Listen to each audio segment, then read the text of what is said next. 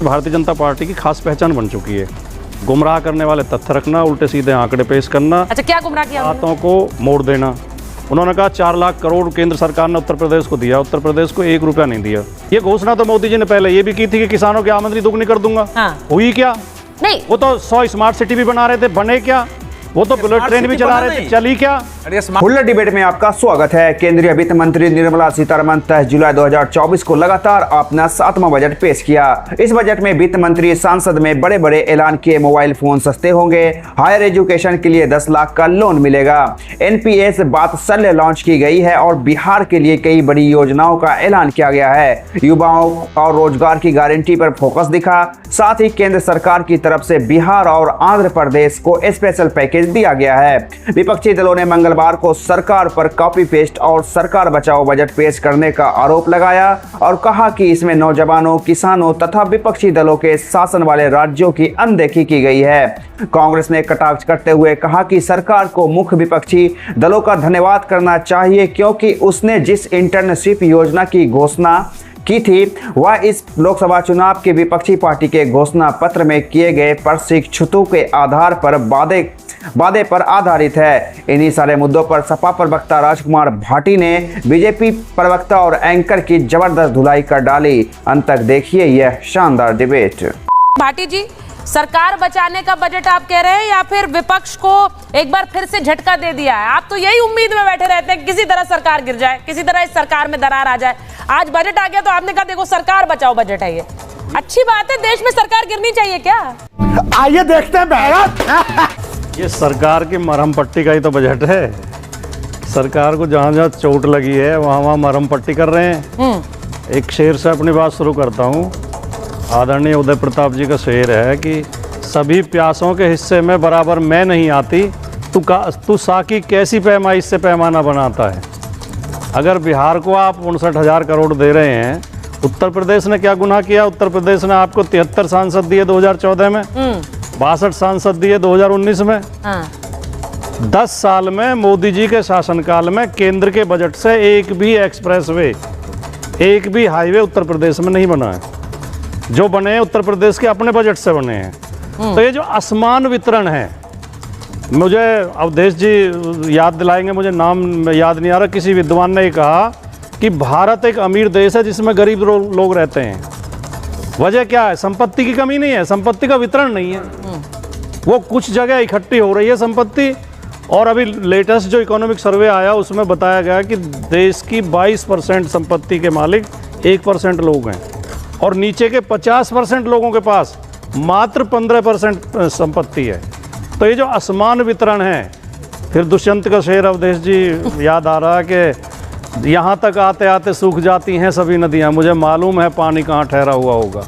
ये जो कुछ जगह पानी ठहर गया है, इस झरनों को खोलने की ज़रूरत है। ये संपत्ति नीचे तक आनी चाहिए।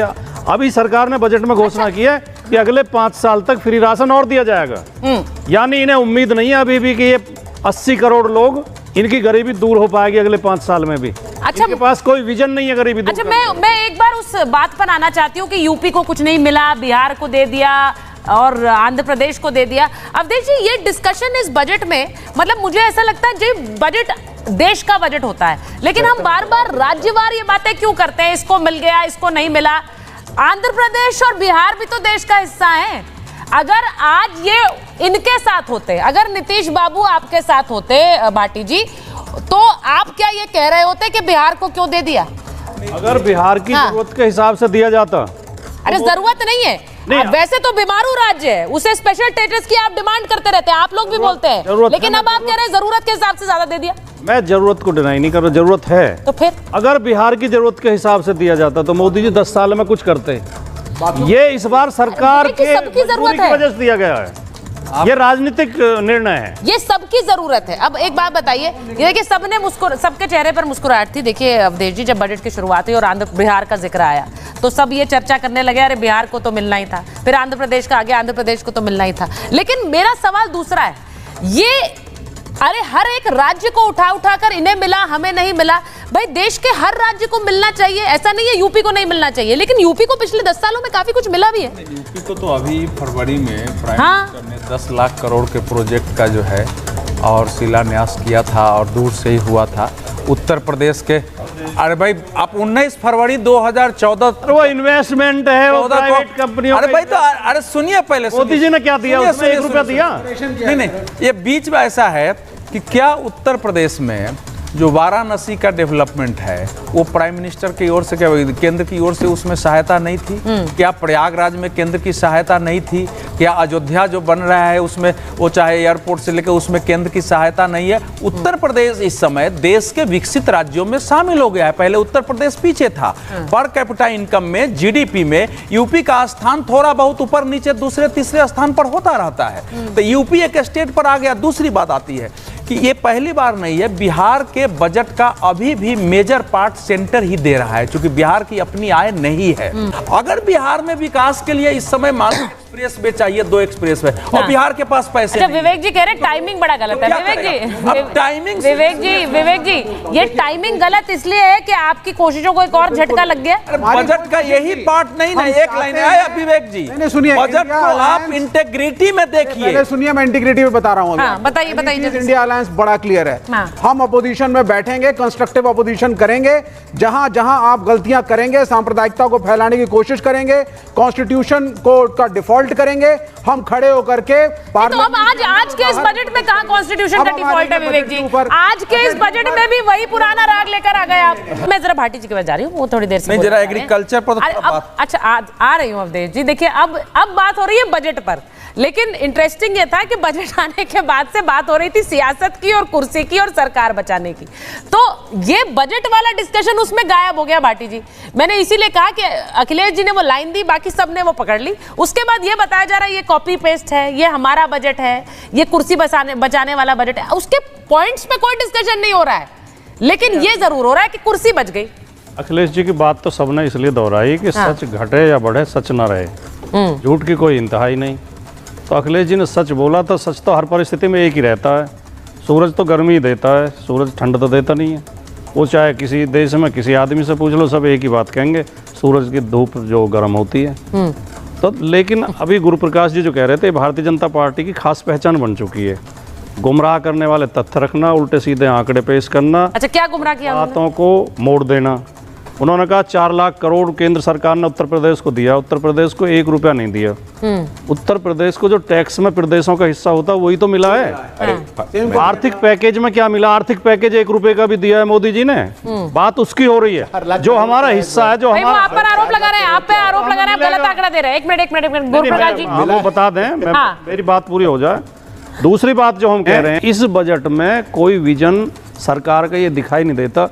क्या गरीबी दूर हो जाएगी? गरीबों की संख्या कितनी बढ़ी है 10 साल में, ये बता दें। देश के ऊपर कर्जा कितना बढ़ा 10 साल में, ये बता दें। अच्छा भाटी जी, इंटरेस्टिंगली आप रोजगार की बात नहीं कर रहे। उन्होंने कहा 5 साल में 4 करोड़ 10 लाख नौकरियों की बात उन्होंने कही है। तो वो अच्छा कदम है, बुरा कदम है, या फिर आपको लग रहा है वो कदम ही नहीं है, वो सिर्फ ऐलान? आगे आने वाले समय में हाँ, ये घोषणा तो मोदी जी ने पहले ये भी की थी कि किसानों की आमदनी दुगनी कर दूंगा। हाँ। हुई क्या? नहीं, वो तो 100 स्मार्ट सिटी भी बना रहे थे, बने क्या? वो तो बुलेट ट्रेन भी चला रहे थे, चली क्या? अरे स्मार्ट सिटी तो बना है। स्मार्ट सिटी पता हमें घुमा के लाओ, कहाँ बना है? आपके मेरठ में स्मार्ट सिटी नहीं है? कैसे बात कर रहे हो? उत्तर प्रदेश का लिस्ट तो नए स्मार्ट सिटी। अरे भाई नहीं, अरे सिटी में जो लिफाफ होती है, ये आपने लिस्ट नहीं देखा होगा। अरे कुछ नहीं, एक बार मैं आपको फर्जी बात है, ऐसा है, स्मार्ट सिटी 100 की जो घोषणा थी, स्मार्ट सिटी इस देश में लगभग पूरी हो चुकी है। इस पर तो आप बन गए बिल्कुल स्मार्ट सिटी। आप नाम देखिए ना, हर साल उसके पुरस्कार होते हैं। हमें पता तक नहीं चला। ये फैक्ट है, आपको इसलिए पता नहीं है कि आप इसी को हाथ में उड़ाते हैं। या तो स्मार्ट सिटी का आपको पता नहीं था कि स्मार्ट सिटी का अर्थ क्या है। स्मार्ट सिटी पर भारत ने जो है अपने लक्ष्य को अचीव कर लिया हुआ है, और पहले अचीव कर लिया कोरोना काल के पहले। यही तो समस्या है इस बार के बजट का। सुनिए 10 सेकंड केवल। इसमें तो भाई सवाल असलियत, आप लोग 10 सेकंड लेते हो, मैं 10 सेकंड में। और गुरु प्रकाश जी जवाब भी देना है उन्हें। 10 सेकंड में सबसे ज्यादा समय आप बोले हैं। कहां बोला? आप बैठ के इस शानदार स्टूडियो में डिबेट कर रहे हैं। हाँ। इसके बराबर में एक गांव लगा हुआ है, झट्टा बदौली। हाँ, अभी मेरे साथ चलिए, गांव में कीचड़ भरा हुआ। घूमे हुए हूँ, कीचड़ भरा भाई, हुआ। चुनाव में घूम के आया हूँ। आप ही के भाई लोग झट्टा गांव स्मार्ट मैं देख के आया हूँ, फर्जी स्मार्ट सिटी की बात देख के आया हूँ। फिर ये दूसरी चीज हो गई गांव में। नहीं, ये दोनों 2 चीज हो गई। नहीं, बारात घर नहीं, खेल का मैदान नहीं, अब बिजली आप नहीं तो आती। ऐसे कर रहे हैं जैसे 8 समाजवादी घंटे का पार्टी के बिजली कट शासन है। काल में यूपी स्वर्ग हो गया 8 था घंटे का और जोगी ने आके पावर उसको का। बर्बाद कर दिया है। शासनकाल नहीं, भाटी जी वो कह रहे हैं शासनकाल समाजवादी पार्टी का खत्म हुआ, सब खत्म हो गया। साथियों, आपको बता दें, बजट पेश होने के बाद से यूपी के पूर्व मुख्यमंत्री अखिलेश यादव सरकार पर जमकर हमला बोला और कहा कि जिस तरह से बिहार और आंध्र प्रदेश को फंड दिया गया है, इससे साफ अंदाजा लगाया जा सकता है कि यह सरकार को बचाने वाला बजट है। अगर फंड नहीं देते तो सरकार नहीं बच पाती। यानी अखिलेश यादव का कहना है कि बिहार के सीएम नीतीश कुमार और आंध्र प्रदेश के सीएम चंद्रबाबू नायडू को खुश रखना है, तभी यह सरकार टिकी हुई रहेगी। तो वहीं पश्चिम बंगाल की मुख्यमंत्री ममता बनर्जी ने भी इसी बात को दोहराया है। ऐसा लगता है मानो विपक्ष ने सरकार को घेरने का पूरा एजेंडा तय कर लिया है। जो कोई एक बोलेगा, सभी पार्टी वही बोलेगी। तो वहीं कांग्रेस ने भी यही बात कही। तो वहीं विपक्ष के नेता राहुल गांधी ने तो एक कदम आगे चले गए और इस बजट को कॉपी पेस्ट वाला बजट बतला दिया और कहा कि कांग्रेस की मैनिफेस्टो की कॉपी की गई है। हमने जो घोषणा मैनिफेस्टो में की थी उसी को सरकार ने बजट में उतार दिया है। इस पर आपकी क्या है प्रतिक्रिया, हमें जरूर बताएं। वीडियो पर लाइक कमेंट करना ना भूलें। धन्यवाद।